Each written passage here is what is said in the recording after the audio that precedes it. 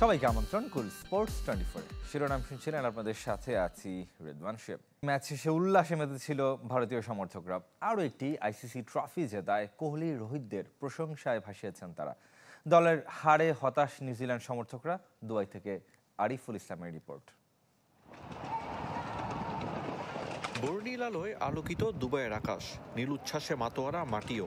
নিউজিল্যান্ডের হৃদয়ে আক্ষেপ আর ভারতের ভাগ্যে বিজয়ের মহিমা। রোহিত কোহলিরা আরও একবার প্রমাণ করেছেন শ্রেষ্ঠত্ব। আইসিসির চ্যাম্পিয়ন্স ট্রফির মুকুট ফিরিয়ে আনলো Bharat. Indian team, superb, excellent. Just right now unbeatable, unstoppable, untamable. Amazing performance by India. Especially by KL Rahul. All the very best. Congratulations. Well done. Mumbai দিল্লির মতো আমিরাতের বুকে ভারতীয় সমর্থকদের উচ্ছ্বাস। শিরোপা পুনরুদ্ধারের গৌরবে ভাসছে টিম ইন্ডিয়া। তাদের গর্বে চওড়া হয়েছে ভারতবাসীর হৃদয়। I think this is one of the best things which could happen to the Indian cricket, and I'm very proud, super proud. A fantastic performance, and Team India didn't give up. They were unbeaten throughout the entire tournament, so we're extremely happy with their performance. It was overall a good match. We had a wonderful time. We flew in specially to watch the match from India, and it was worth the while. দুবাইয়ে টানা 5 match খেলার কারণে প্রশ্ন উঠেছে, কিন্তু তাতে কি আসে যায়? ভারতীয় সমর্থকরা তাদের নায়কদের আগলে রেখেছে নিখাদ ভালোবাসায়। ফাইনালে সত্যিকারের নায়ক রোহিত শর্মা। ভারতীয় ক্রিকেট প্রেমীরা চান না এই অধিনায়ক এখনই বিদায় নিক। কোহলির জন্য উৎসবের কমতি নেই। Rohit Sharma is GOAT, next GOAT. So we just love him. He just showed what he is made of. He should not retire, and he should continue because he's playing very good, and he's giving great start to the Indian team. বিপরীতে নিউজিল্যান্ডের বনে দুঃখের সুর, catch মিসের আক্ষেপে পড়ে তারা। Missing Matt Henry made a big difference and dropped 1 or 2 catches, but look, we made a final, pretty awesome. We've got to be pretty proud of the lads. We were probably 20 to 30 runs short, as Vance says, and that was all the difference at the end. But Sharma took the game away at the start of the Indian innings. It was brilliant batting. শেষমেশ নিয়তি আবারও হাসল ভারতের পক্ষে। বিজয়ের রঙে রঙিন হলো দুবাই, আর ক্রিকেট বিশ্ব পেল আরও একটি স্মরণীয় অধ্যায়। ভারত এখন শুধু খেলে না, রাজত্বও করে। আরিফুল ইসলাম, চ্যানেল 24, দুবাই, আরব আমিরাত। ঢাকা প্রিমিয়ার লিগের খবর জানাবো। ইতিহাস গড়েছে প্রাইম ব্যাংক। দেশের লিস্টে ক্রিকেটে সর্বোচ্চ 422 রান করেছে দলটি, যা দেশের মাটিতেও সর্বোচ্চ। তবে আক্ষেপ নাইম শেখের ডাবল সেঞ্চুরি মিস। 125 বলে 176 রানে থামেন এই বাঁহাতি ব্যাটার। দেশের লিস্টে ক্রিকেটে যা পঞ্চম সর্বোচ্চ। বড় জয় পেয়েছে প্রাইম ব্যাংক, ব্রাদার্সকে হারিয়েছে 173 রানে। হোম অফ ক্রিকেট সাক্ষী হলো নতুন ইতিহাসের। মিরপুরে এর আগে 50 ওভারের ম্যাচে কখনো 400 রানের ল্যান্ডমার্ক স্পর্শ করতে পারেনি কোনো দল। দেশের লিস্টে ক্রিকেটেই তা হয়নি। অনন্য কীর্তি গড়ল Prime Bank Cricket Club. Dhaka Premier League ইতিহাসেরও সর্বোচ্চ রানের রেকর্ড গড়ল তারা। ভাঙল 7 বছর আগের আবাহনের রেকর্ড। এনামুল হক বিজয় ও নাজমুল শান্তর সেঞ্চুরিতে প্রাইম দোলেশ্বরের বিপক্ষে 393 রান করেছিল আকাশী নীলরা। এরপর প্রাইম ব্যাংক 2 বার কাছাকাছি গিয়েও স্পর্শ করতে পারেনি। অবশেষে পেরেছে ব্যাংক দলটি। 422 রান দেশের সর্বোচ্চ, তবে বিশ্বে লিস্টে ক্রিকেটে 38তম। সর্বোচ্চ স্কোর হয়েছিল বিজয় হাজারে ট্রফিতে। অরুণাচলের বিপক্ষে 506 রান করেছিল তামিলনাড়ু। প্রাইম ব্যাংক 400 রানের ল্যান্ডমার্ক স্পর্শ করে রিশাদ হোসেনের ব্যাটে। তবে এ পাহাড়সম রানের বড় কারিগর নাইম শেখ। মিরপুরে রীতিমতো সাইক্লোন বইয়ে দেন এ বাঁহাতি ব্যাটার। ব্রাদার্স বোলারদের নিয়ে ছেলে খেলায় মাতেন। লিস্টে ক্রিকেটে দ্বিতীয় ডাবল সেঞ্চুরির সুযোগ ছিল, ভাঙতে পারতেন সৌম্য সরকারের রেকর্ড।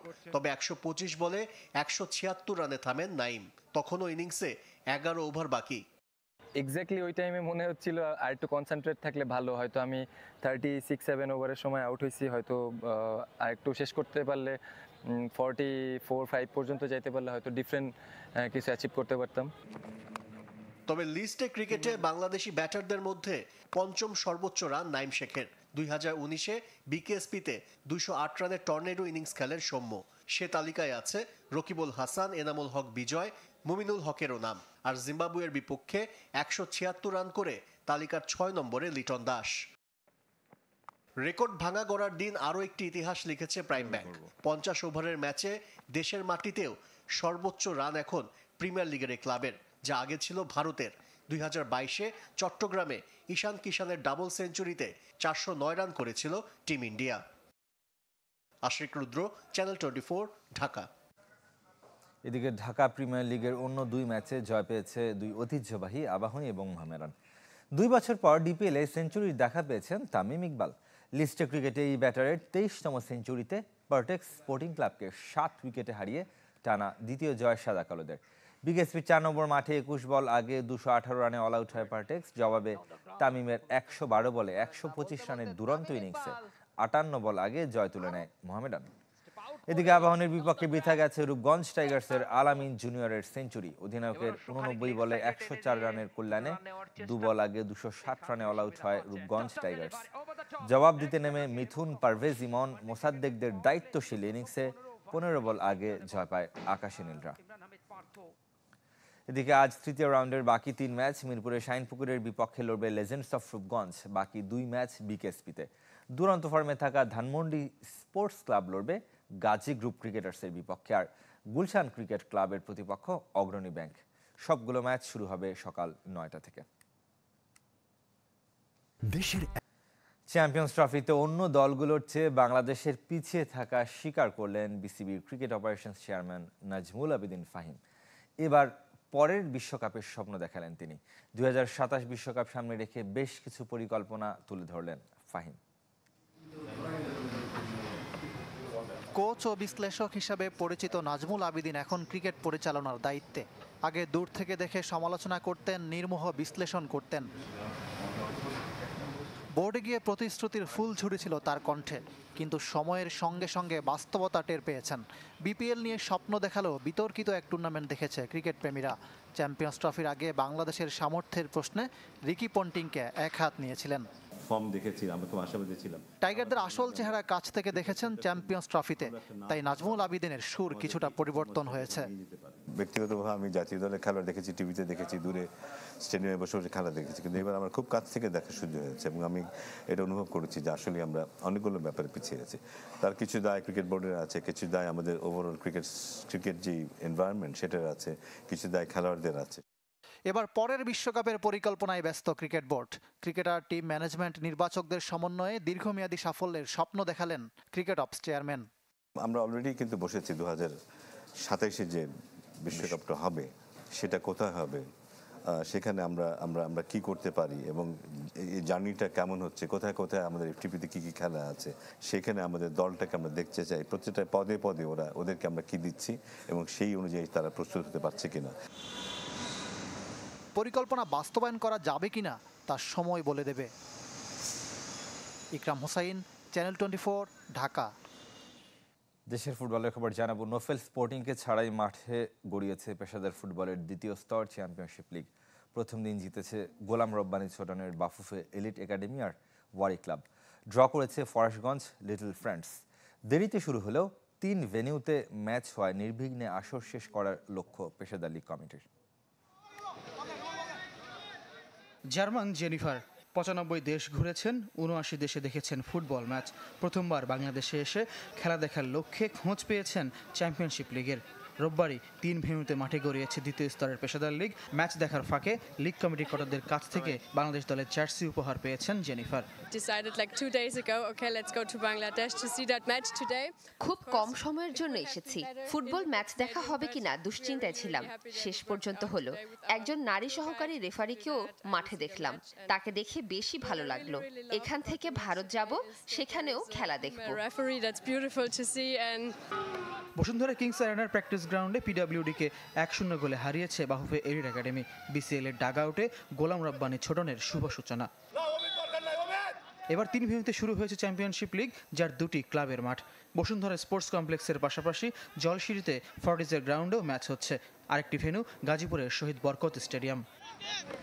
লিগে 11 ক্লাবের অংশ নেওয়ার কথা থাকলেও দলবদলে অংশ নেয়নি বাফুফে সভাপতির ক্লাব নফেল স্পোর্টিং। ক্লাবটির ভবিষ্যৎ অজানা। কোনো একটা দলের সুবিধা অসুবিধা থাকতেই পারে।